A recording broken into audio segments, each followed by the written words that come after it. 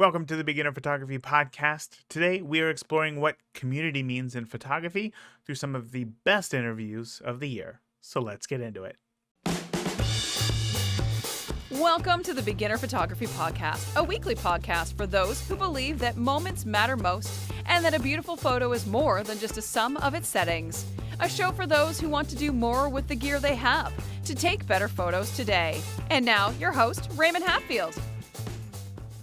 Welcome back to this episode of the Beginner Photography Podcast. I am your host, Raymond Hatfield. I hope that you had a great holiday or are continuing to have a great holiday, depending on what it is that you celebrate, wherever you are in the world. I know that we are coming, we got days left for the year. It's going to be over soon, and it's so weird. I was just thinking about the other day with my wife. I was like, man, when this year is over, just because so many things have happened worldwide this year that have just been terrible things, and maybe that's just the perception that we have. Maybe, it's not really all that bad, but, news makes it worse, and, our social feeds make it seem worse as well. But that's aside from the point. I remember telling my wife, I can't wait till this year is over, as if it's the year, the year is a thing that is, that is just bad, like a bad meal or a bad, steak or something like that. Well, once it's over, then it's over. But that's not the case, and we know that. But regardless, I'm happy and I'm optimistic, looking forward to 2021, even though it's just this arbitrary idea, of time that we have. It still does something to you mentally, as far as your outlook and how things are going to happen and how you perceive the world. Because right now I feel like I have a lot of optimism, but really nothing has changed, compared to, 2 months ago or 3 months ago. In fact, things are much worse now. But the fact that, you can continue to look forward and have that thing that you can see coming up, and it does help. It does help. And I think that that's really important to us as photographers for a lot of reasons. But one is because, when we are happier, when we are feeling more creative, we're willing to do things that maybe normally we wouldn't do, right? We're willing to take bigger risks. And in 2021, I am going to be exploring more of the idea of how, photography can impact community, how we can create community, how we can foster community, how we can come together more through photographs. And whether that is, me and my clients and my local community where I live, or community of other photographers who are interested in the same things, like in the Beginner Photography Podcast Facebook group.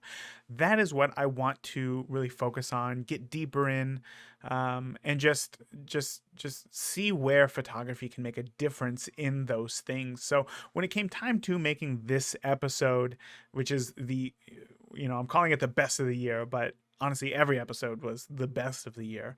But these episodes were either, highly downloaded, or you as listeners reached out to me and specifically shared something that was important to you as a takeaway and how you can incorporate it into your photography. I created this episode right here, and I went back and I listened obviously to all of these episodes and found pieces of these interviews that specifically related to the idea of community and what photography can do for not only us, but for others as well. So I'm really excited to get into this one for you as a bit of a primer for 2021, right? I'm feeling optimistic. I want you to feel optimistic. I want you to feel excited, even though there are times of worry and uncertainty, and who knows what's going to happen and what's going to come next and all these things. A lot of these things we can't control, but photography and growing community, fostering community, these are things that we can help facilitate. So I'd like to spend more time focusing on those things. So in this episode, we got 6 photographers we're going to be hearing from today.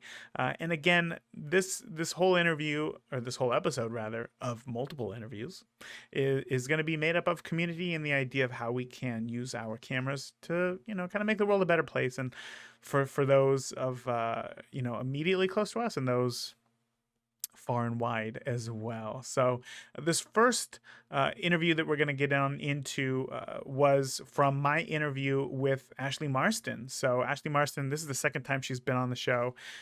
Such a great guest, so honest and so true to who she wants to be as a photographer, which is always great to hear. And her episode in particular was about being creative every single day.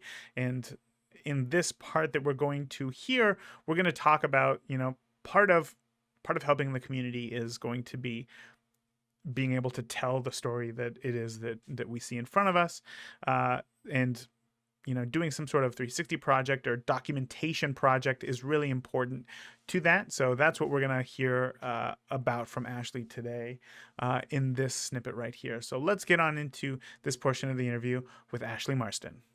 Again, I think we talked about this last time. I would see my cameras here behind me as like a professional tool. And whenever I picked one up, I would get into like this professional mode, and I really wasn't taking a lot of personal photographs, but I would just use my phone to capture these things. More snapshots, nothing with intention, and I would build a yearbook out of these, and even just those. Yeah. Just those. I mean, it's incredible to see Charlie, now that he's 7, he's become, much more self-aware than our 3-year-old. Yeah. There's a moment where I guess it was about 6 months or so ago. He had this idea. He got $20. He's like, if I buy $20 worth of candy bars, I'm gonna take them to school and I'm gonna turn it into like $100. Oh, and I was like, entrepreneur. That's amazing. Yeah, exactly. And I was like, okay, like let's do it. So I let him do it. Well, he went to school and he got like pre-orders, right? He asked people like, how many candy bars do you want to buy, so that he could buy the right amount of candy bars. So he had to buy 45 candy bars. And then the next day he went back to school and only one person brought $1.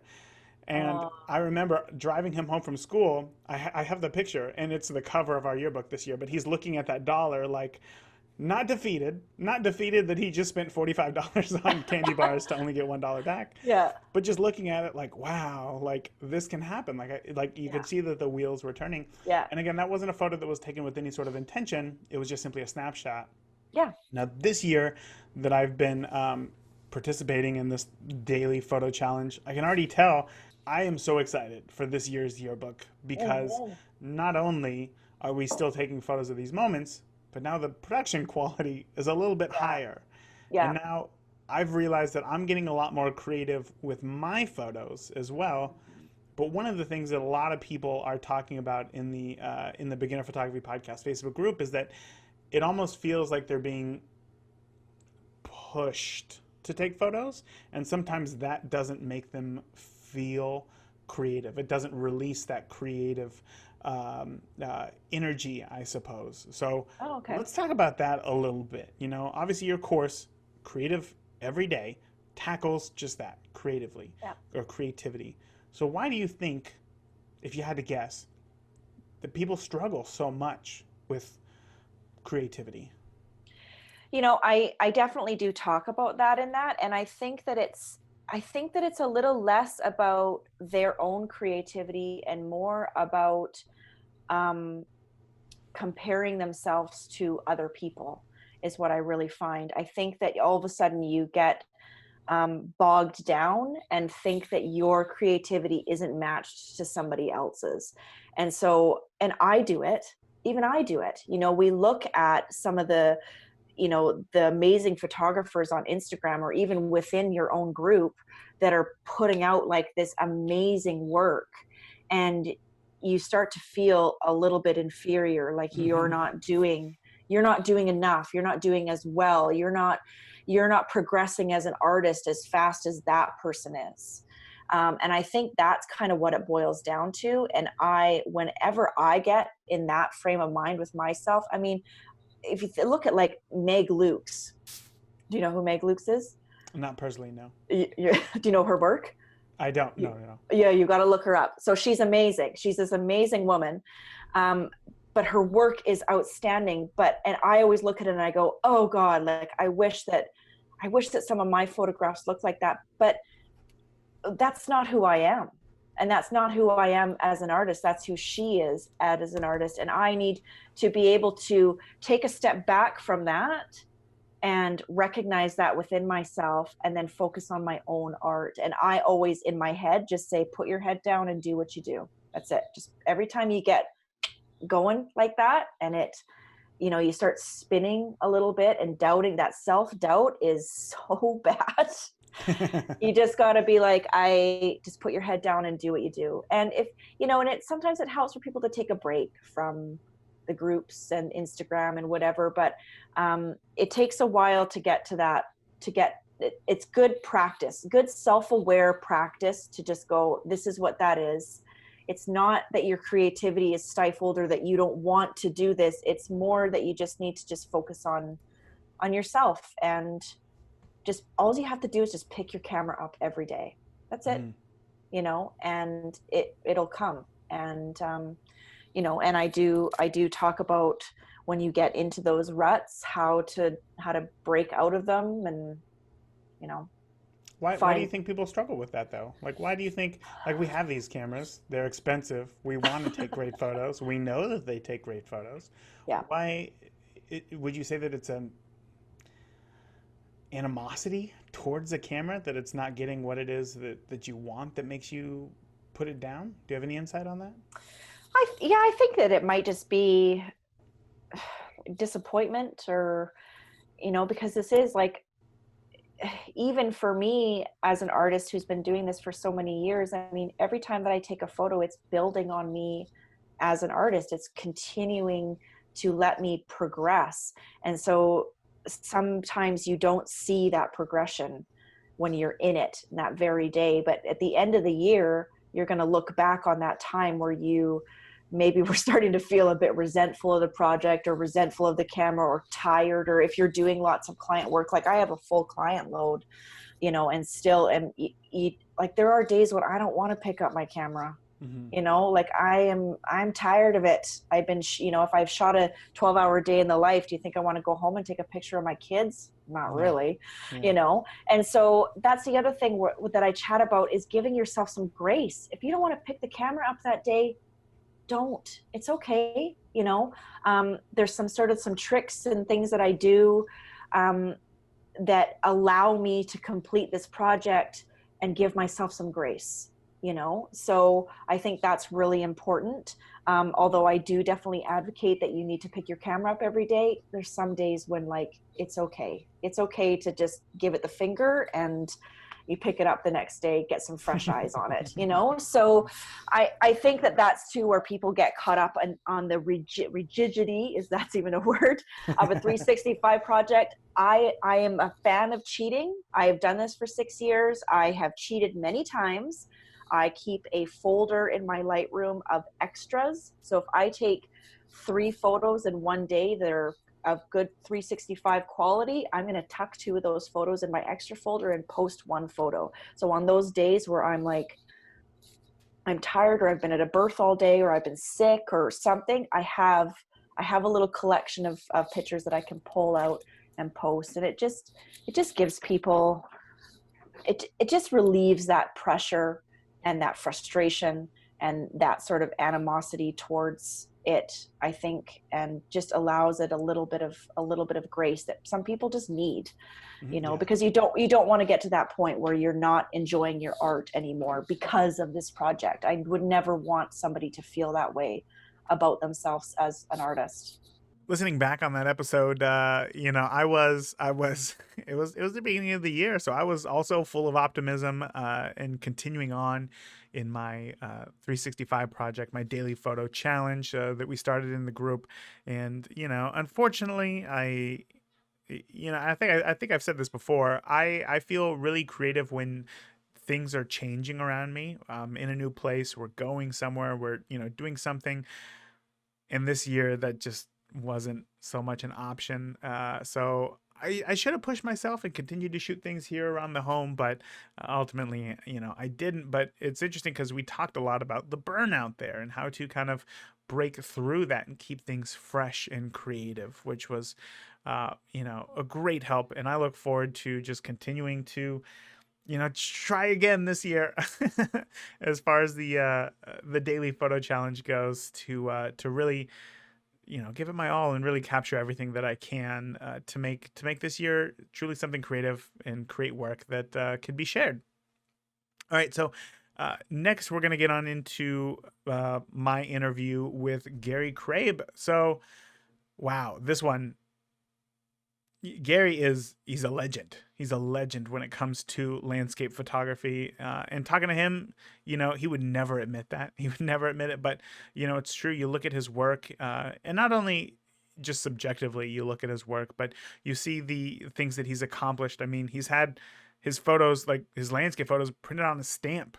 How small are those things? So it's really important, as you hear. He's going to talk about, the importance of building an image that looks good no matter what, whether it's, 7 feet, 50 feet wide, or if it's, 1 inch by 1 inch. So on a postage stamp. So really excited for this one. A lot to take away from Gary here. Let's get on into what Gary has to say right now.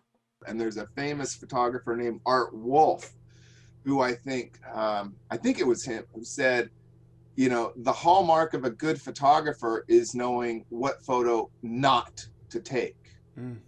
And so as we learned this kind of language of film and the language of composition and the language of light itself, as beginning photographers, you just run around, you point your camera and you push the button. You literally have no clue. It's like, oh, that kind of looks nice, I'll take the picture. Oh, that looks good, I'll take the picture. But then once you start learning all these things, you can go, no, that's not good. Maybe if I move over here, or maybe if I change this or change that, you can start reacting to the world around you, making informed choices. So that aspect of like learning to see like film and to understand what I was going to get in the camera without having to look on the back of my camera to see if it's okay first. That's something the modern world, doesn't teach you, but I thought was a great resource. But there is the way, light and subject matter comes together in that little two-dimensional frame, that is it's like learning a second language. And once you become fluent in the language, you're able to basically speak it much clearer. When you become fluent in the language, you're able to speak it much clearer. How do you become fluent in that language? That's a lot of practice, and it's a lot of mistakes, and it's a lot of really looking to see what doesn't work. A really easy example, and I think even Gustavo had mentioned it in his little interview the other day, was that, have someone try bracket their exposures and just put them all up on the screen and look at what it does. Try and feel how your eye moves through a frame. I'm sorry, I thought I'd put all these ringers to silent. No worries. I'm not a fan of technology, let me tell you that. So going back, that was the other probably big step that helped understanding this kind of fluency of photography, was understanding how, as a photographer, my connection to a subject comes across in a photograph, and understanding things like, how light and shadow work together in a frame, but most importantly, how does our eye move through the frame? Because if you create a great visual path and your subject matter can literally jump off the page at the size of a postage stamp, you're doing something right. But if someone looks at that and your subject is either dead centered and there's nothing there, or there's a whole bunch of jumbled stuff on the side, a viewer's going to look at that and they're going to feel that kind of confusion and that sort of odd tangle of information, so that their brain doesn't process it nicely. And that harkens back to, I think, what the famous line of there are always, two people in a photograph, the photographer and the viewer. Yes. And so starting to think like a viewer of a photographer and making things easy for the viewer is one of the steps along that path that's really important. There was a lot right there. I think to unpack when it comes to what goes into a landscape photo, and obviously what makes one better than another. So if I were to ask you to close your eyes and describe the perfect landscape photo, what elements are you seeing? What elements are most important to you? First and foremost is light, because that's what photography is. I mean, you can strip everything out of it, but if you don't have light, you don't have a photo. Mm-hmm. And one of the things I like to teach is that's what we take pictures of. We don't take pictures of things, we take pictures of light on things. And I've always said and continued to say that let me get this exactly right. A boring subject in great light will always make a better photograph than a great subject in boring light. So you can have a beautiful mountain in the middle of the day look substantially less impressive than a park bench at sunset in perfect light. That's true. That's absolutely true. So that's the very, very, very first thing. I think about the light first, and then I think I match it to the subject. So whenever I'm looking around, like outside my office right now, I can see some beautiful morning light hitting my tomatoes and bean plants and cucumbers and stuff like that. I'm like, oh, that's pretty. But it's the light that's catching my attention, not the subject. Mm-hmm. And I go, oh, there's the pretty light. That's what I'm going to photograph. So obviously for an outdoor landscape, weather is key, timing is key. If it's cloudy and gray, I'm not thinking about big landscapes. I'm thinking about smaller details or possibly doing something in black and white. There's a reason that landscape photographers and travel photographers are drawn to what they call the magic hour, the hours between sunrise and or around sunrise and around sunset, is because that as the sun gets lower in the sky, it's traveling through more atmosphere and it's getting, more and more golden and eventually turning to red. And that light makes such a special quality on anything it falls. So the first thing I would think about is, am I going to get some beautiful light either on trees, mountains, clouds especially? Is there a lake or body of water that I could reflect that in? Would there be a nice foreground subject like a rock with a nice angle that I can start leading the viewer into? And can I construct a scene that I think is going to evoke an emotional response so that when someone sees it, they know exactly what I was seeing, what I was passionate about, but moreover than that, that it hits them in some manner with their own kind of emotional response so that they can say, oh, I want to be there. I want to see that. I want to live in that scene. And that's kind of one of the things, as a photo editor critique when people are going through and I'm looking through their portfolios and they've got these, they're out at a lake at a sunset or a sunrise and they've got clouds and they've got trees and they've got rocks in the foreground, but it's not a good picture. Yeah. And one of the hallmark questions is like, would you want to live with that photo on your wall for 10 years? And even if they love the photo, you can almost kind of see the hesitation in their eyes that somewhere they know, it might be really good for them, but they know that there's some of that kind of combination missing, and it's the ability to create those kind of compositions, adding 1 plus 2 plus 3 plus 4 and putting them in the right sequential order.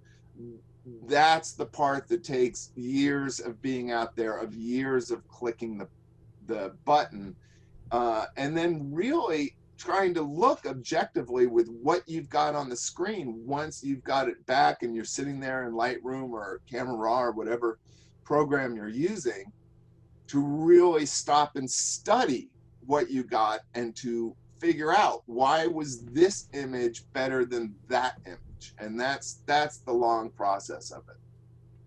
Understanding the language of photography is so important, so important.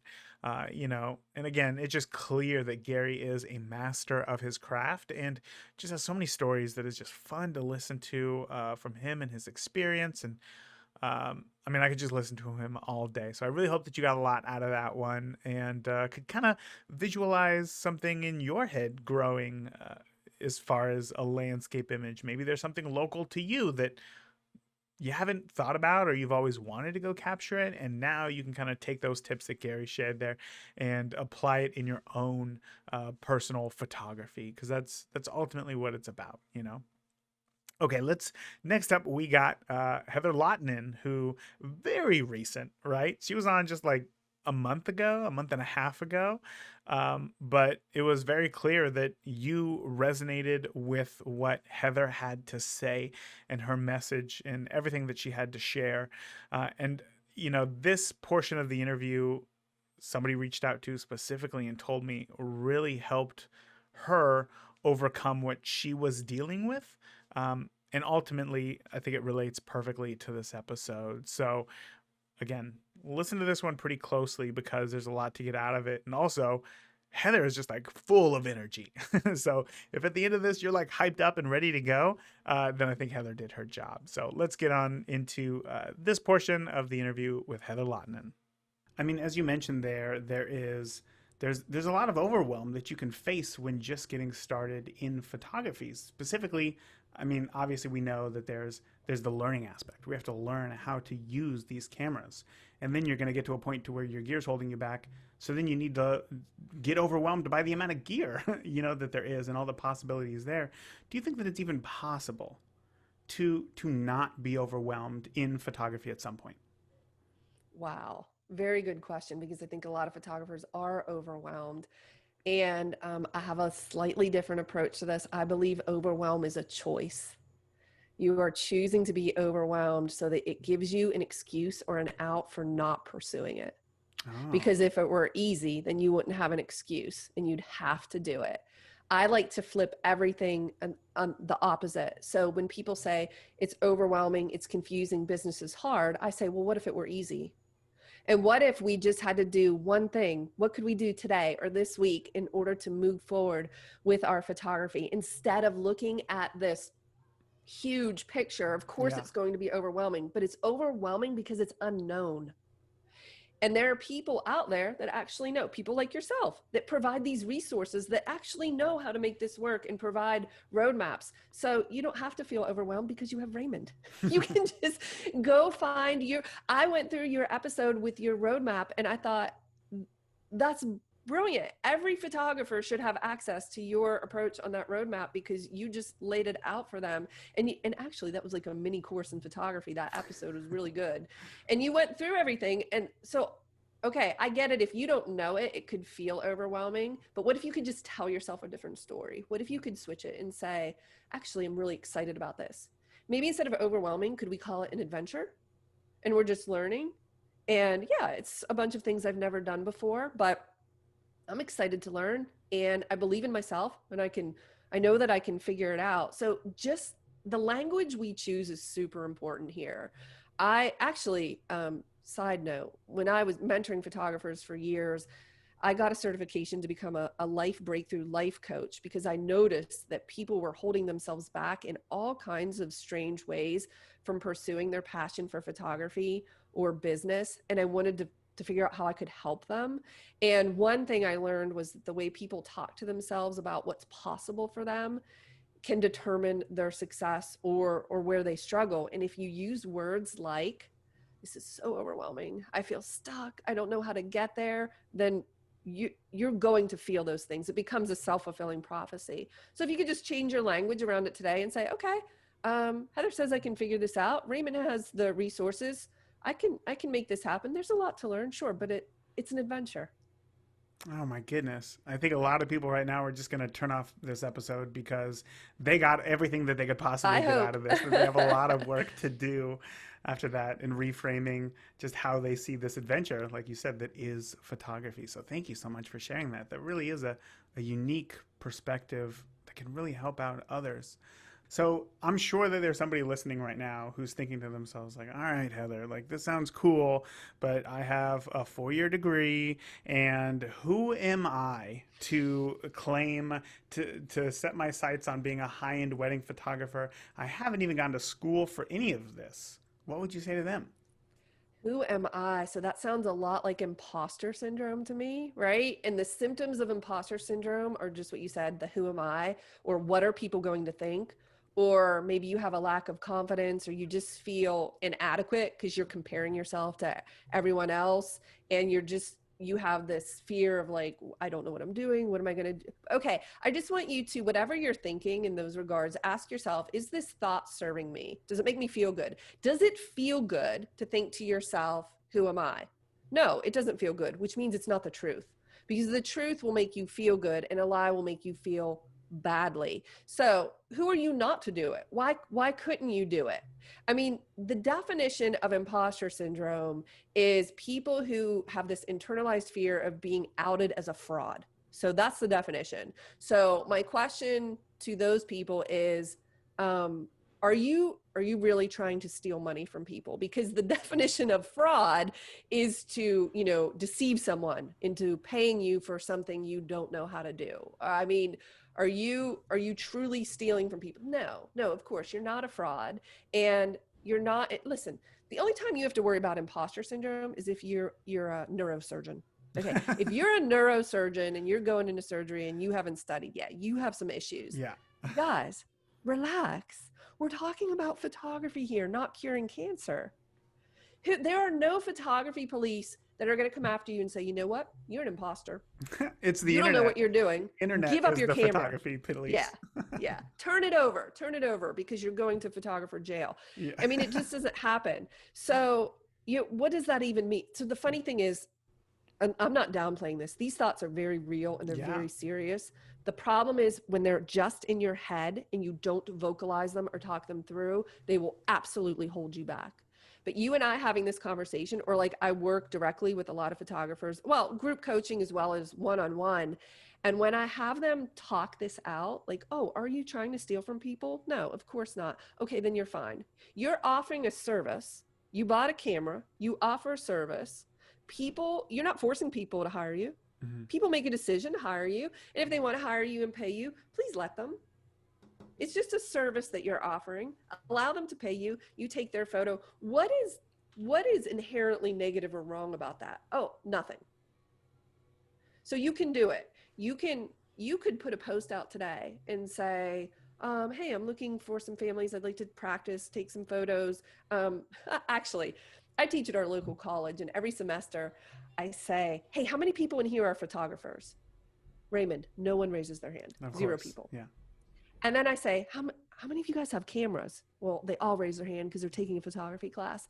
And I say, okay, because the last time I checked, if you photograph and you are a person and you add an ER to the end of it, that makes you a photographer. And they'll laugh and I'll say, how many people are photographers? I'll get them to raise their hands, but they're kind of nervous about it. And they say, but Heather, I'm not a real photographer.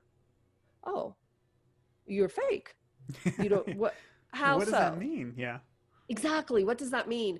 And then they get a good laugh out of it. And you start to see that these things that you fear are actually quite silly when they come to light. When they're in the dark, which is your mind, and they're just bouncing around, they're very real and they're very scary. But when you talk about them, you're like, no, I'm just taking photos. And Heather told me to relax and I can take photos and it's fine. You'll be fine. Yeah.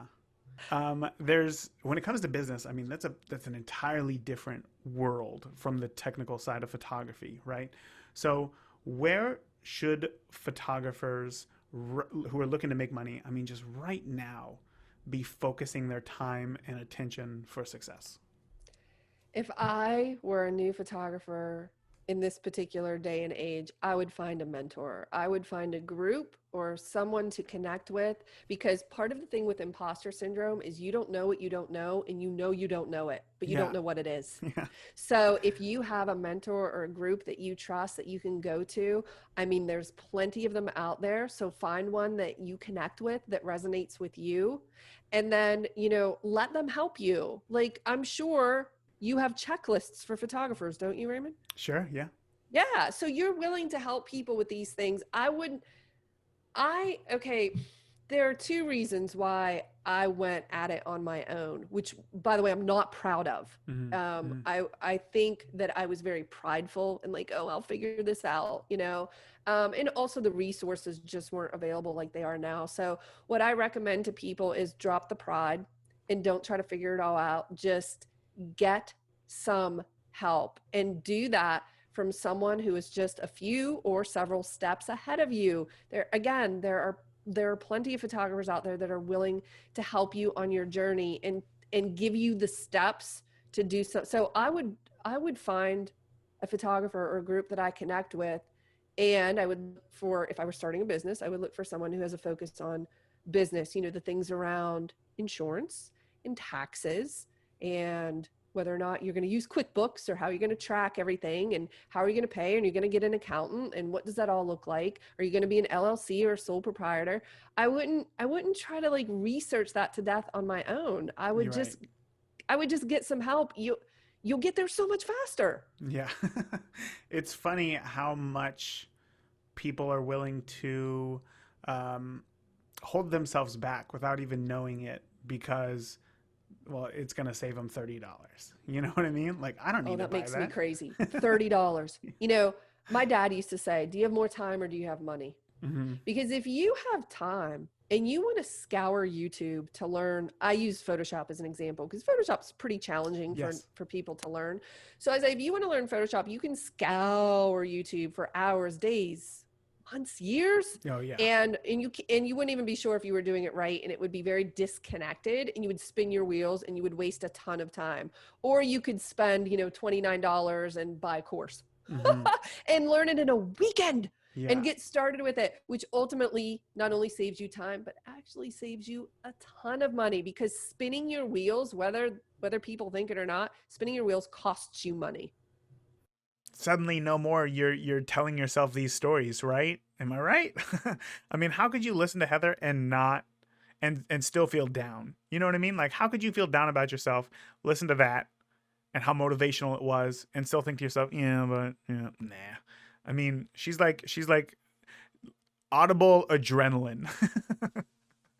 So I really love that. Obviously, sharing this feeling of overwhelm and how to overcome these things, because it's this story that we have to give to the world. Earlier in that episode, I mean, she shares how she got into photography was because she was asked the day of a wedding to photograph the wedding, like for a friend.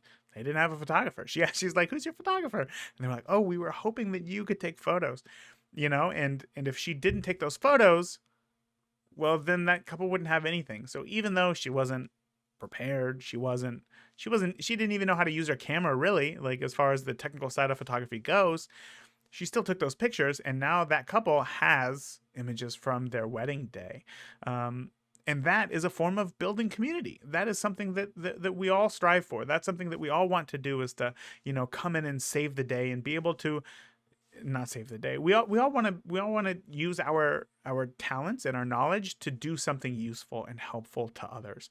And that's exactly what Heather did in that case right there. So again, fantastic information that I hope that you got a lot out of.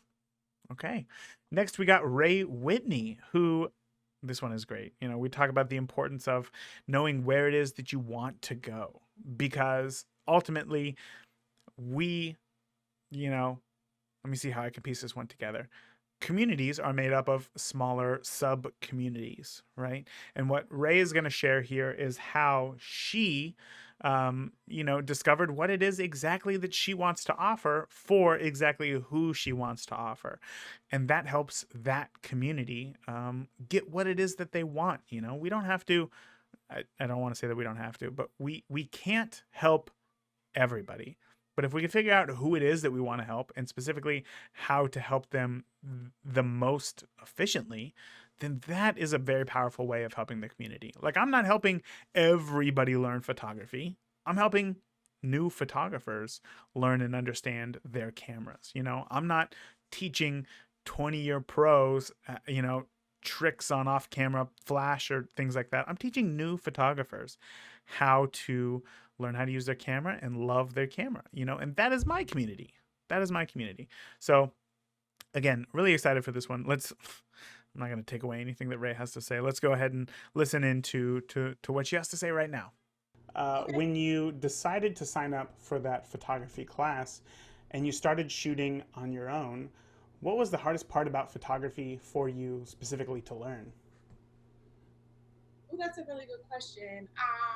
For some people, it is the idea of like shooting in manual or manipulating light, which to me, that concept of manipulating light is something that you will continuously always work on. I want people to really understand that. Their lighting photography is nothing but manipulating light. And there's just so many different types of light,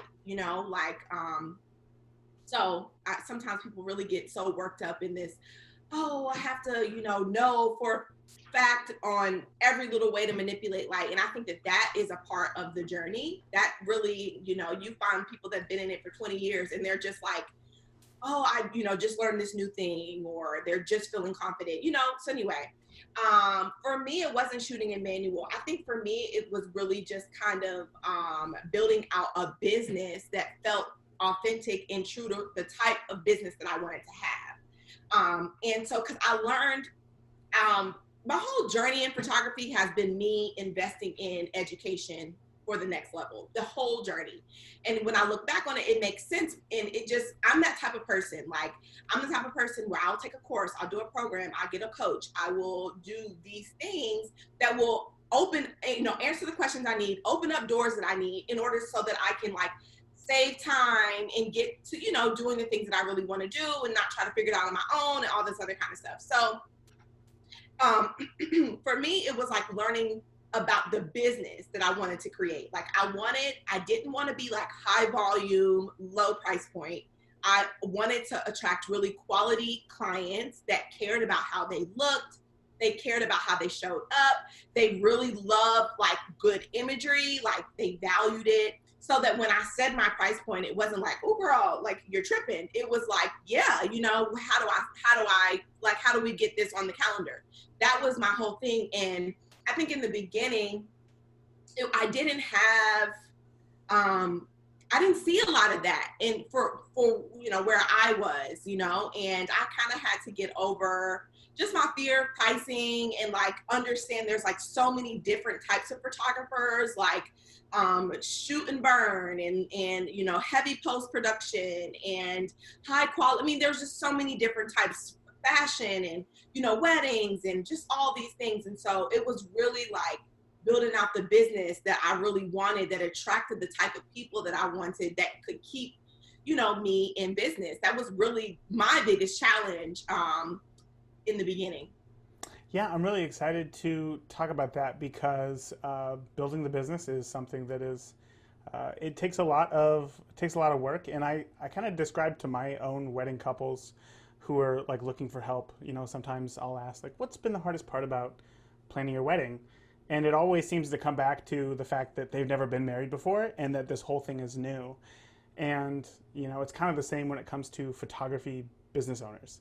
They know that they like the camera in the same way that a couple knows that they like each other, but they've never taken that next step. They've never done the business before. So that is always the challenge. And coming up with, always looking for help, finding those trusted advisors for you is so smart that I hope everybody listening picked up on and really takes to heart. So when you started doing that, when you started reaching out and you thought, I'm really going to build this business the way that I want to, um, especially having a more of a high-end brand where you're targeting a very specific person, we all know that getting somebody to know, like, and trust you is extremely, extremely, extremely important. So in that sense, what did building a know, like, and trust factor mean to you and your clients? Yeah, no, for sure. For me, one of the biggest things that I did to kind of start that know, like, and trust factor is like really building out my website or in a way that showcase the type of people that I really like to shoot or the outcomes, my style of work. And then also listing out my core values on my website. I know that like sounds so small and whatever, and people are like, well, why would you do that? But to me that was important because I wanted people to like really like resonate with me. If it resonated, they're like, oh, I really like, these are great core values, faith, trust, loyalty, stuff like that, things that matter a lot to me. Just kind of really helped to repel the people that were just not really looking for all of that. They're like, this is too much, I'm not trying to do all that. And then attract those people that is like, no, this is the type of person that I really want to work with, and still to this day, like I get people that will comment on that, will comment on my core values on my site, or comment just on my story, just things that I share about me in my about me section, because they resonate with it and they're just like, it's just something about you, I just know, that you're the photographer for me, and I just love, X, Y, and Z. And to me it means so much because it's like good. So it started on my website for sure. And then it definitely trickled to my Instagram, and just like being authentic in my voice and in things that I actually just liked, and being confident in that, because I remember early on, you're building and all this, and you care about your peers' opinions and all of these things, when in actuality, it doesn't matter because they're not your clients, they're just your industry peers. But I remember, some guys kind of critiquing my style, or critiquing this like heavy portrait photographer style, and just especially being in weddings, like saying nobody wants that, like people want moments, people want documentary, photojournalistic style, like to have just portraits, like that's cheating, right? And I was just like, at first it really got to me, but then over time I'm like, I just became more confident because that is what I loved. Like I loved even looking at my parents' old photos, or my aunts and uncles, or whomever. I just loved a classic timeless portrait. Like looking at them, pose.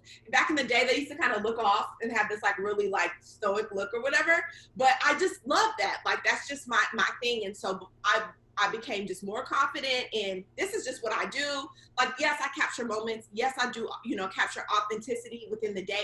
Absolutely. Like, I think that that's a part of weddings, for me. But I also let my people know that, like, I'm also going to capture you in a portrait. Like, I'm going to make sure that you look good, that you're posed well, that the light is good, you and your new husband or partner, or you and your family, you by yourself, and stuff like that. And so, just being true to who I was, like, and what I was passionate about, kind of to me starts that trust and that know like trust factor that people don't even think that they're factoring in when it comes to, inquiring or booking with me. So there you go.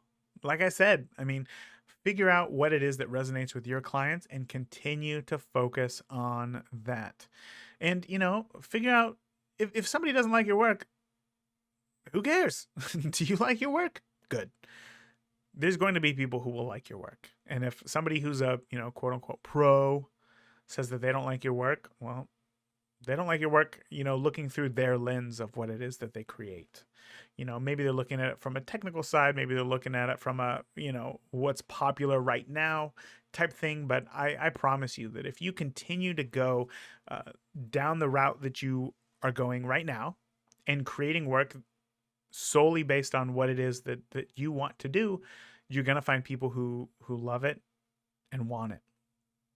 So build things for the community that you want to be a part of. That's all I got to say there. All right, here is Joseph Coltice. So I interviewed Joseph Coltice. This was so cool. It was totally random. Um, growing up, one of my favorite bands, I had this album, and it was it was a very popular album. And I remember inside the cover there were some pretty interesting photos that really stuck with me, even when I was in like elementary school. And I just so happened to be thinking about that album and looked it up on Wikipedia, and there was listed, obviously band members, but there was also listed the photographer. And I thought, the photographer.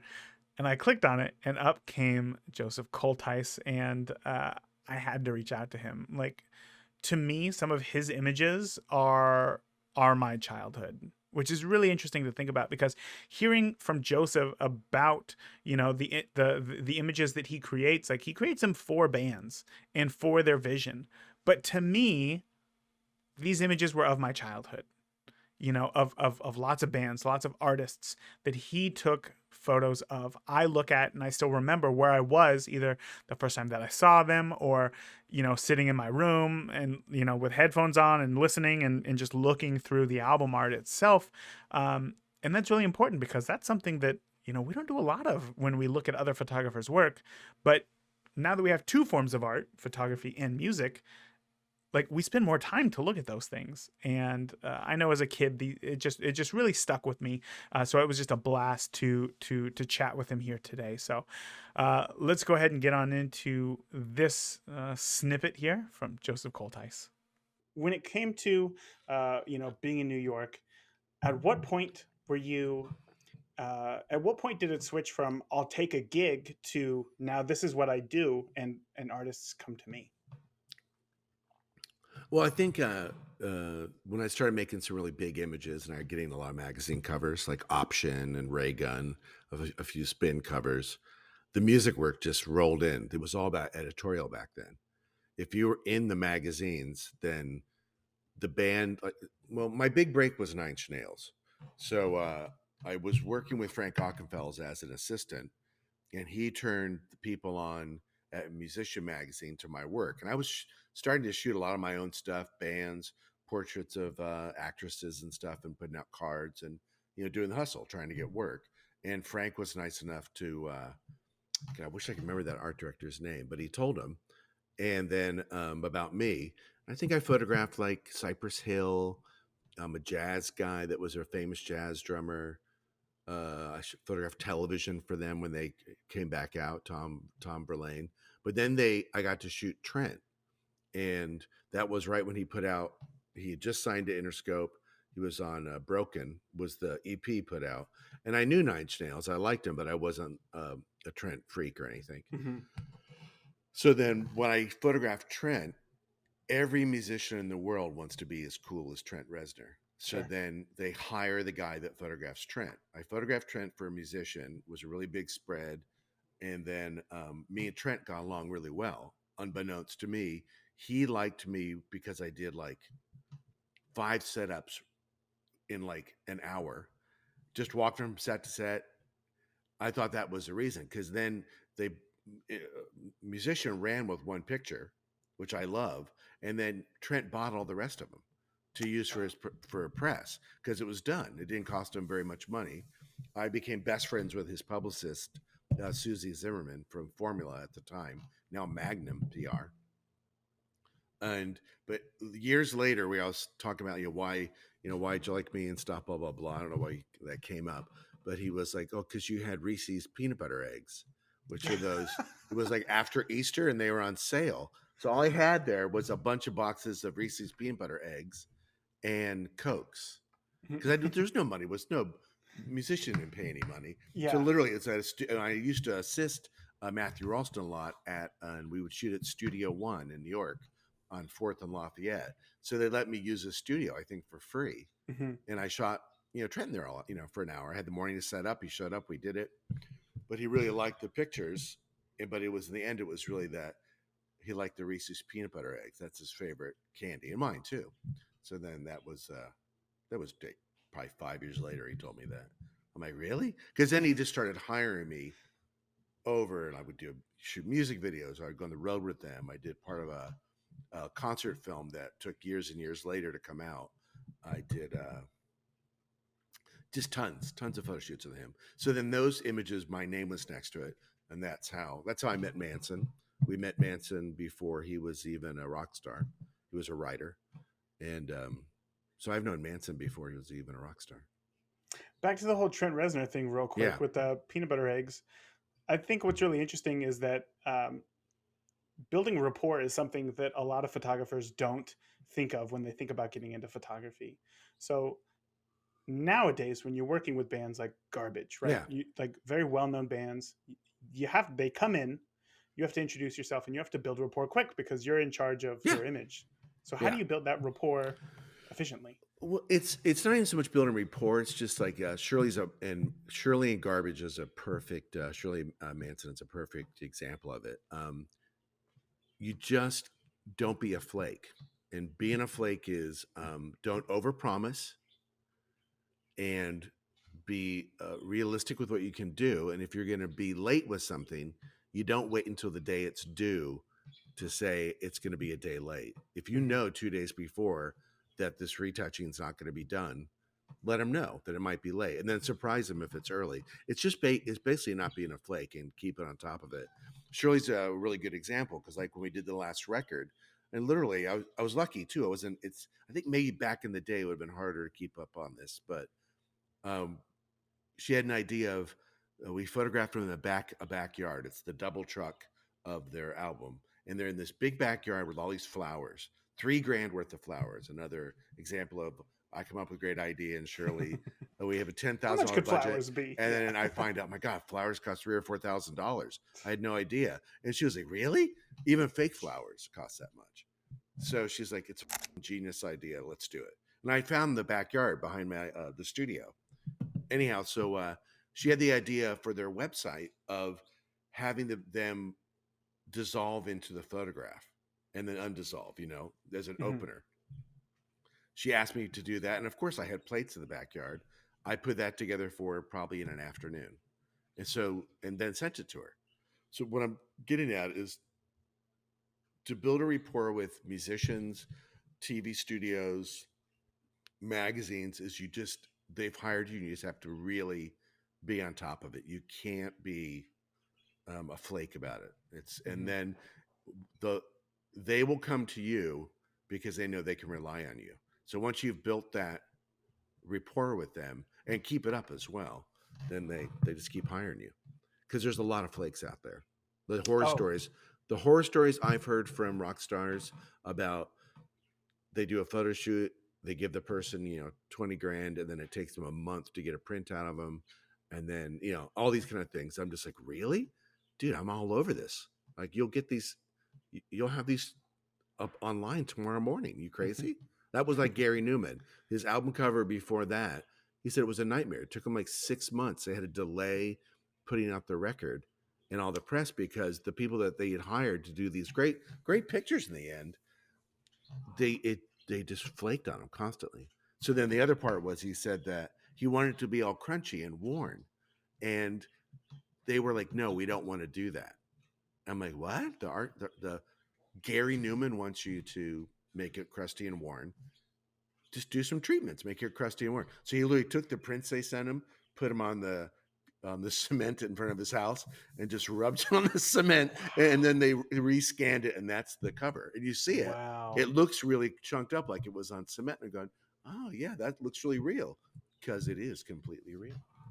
Definitely one of my most favorite interviews of the year, talking to him. So much experience, so many stories to tell.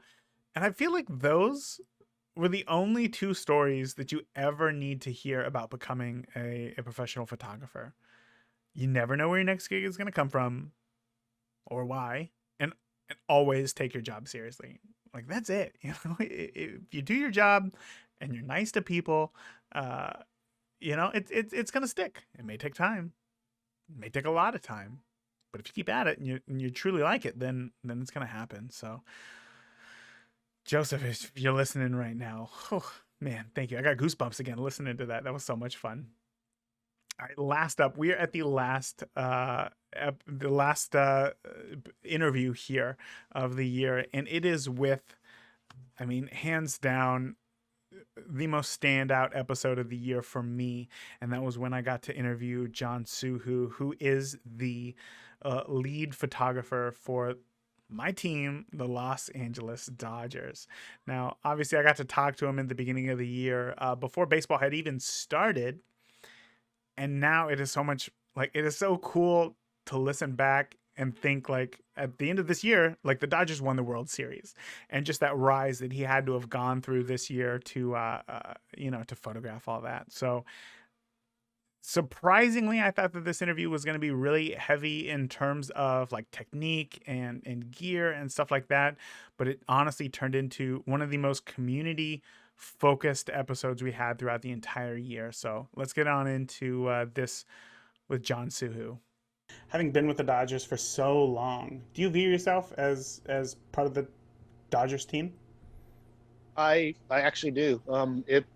It took me a while to actually get to that point where I'd be comfortable, but as each new owner goes through and each new GM goes through and each new PR guy goes through and each new, there's a door that opens and closes, and I've been blessed to still be in it. This is my 35th season shooting the Dodgers.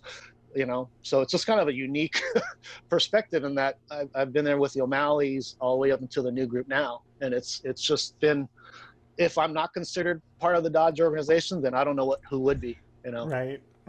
Okay. That's good because that leads me into my next question, which is, in a baseball game, in all sports, capturing the celebrations of a win is incredibly important.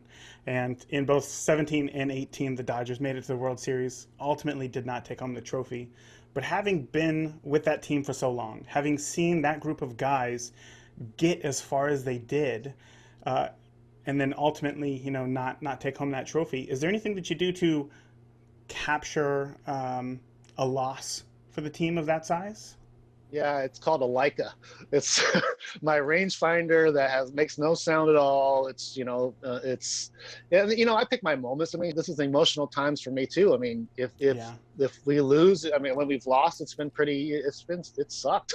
And I'm not necessarily going up there and, jamming cameras in the guys' faces that just, are crying. But when they start doing, when it's the right time, I'll know when to pick up the camera. And, I've been blessed to be, in the past, I've been in the team meetings for, ever since, Joe, pretty much Jim Tracy was the manager. Even before that, after Tommy left, I was pretty much home free to do whatever I wanted in the clubhouse as far as, my access, because they trust me. And, I'm not going to do anything stupid with that trust. And they've lit me into the meet. Dave Roberts has been, probably one of the greatest because he gets it. Joe Torre got it. I mean, all of the managers kind of understand we're not a small market team. We're a big market team. Fans love it. And when they see the behind the scenes stuff, that's more important sometimes than the game stuff. They'll never remember what happened during the game, but if they see a guy hugging, down in the tunnel or in the food room or that kind of thing, then that's probably more memorable than any of the game stuff I shoot. Yeah, what's going through your head in that moment, though? I know that you said that you want to, not get in anybody's face, but how do you go about trying to capture that story? I mean, I'm just trying to wrap my head around this. I really can't imagine. Well, what it's like. it's pins and needles. I mean, I try to. Well, first off, you're not going to see everything I've shot. So what you're going to see is what the team has let me, present to social media to put out.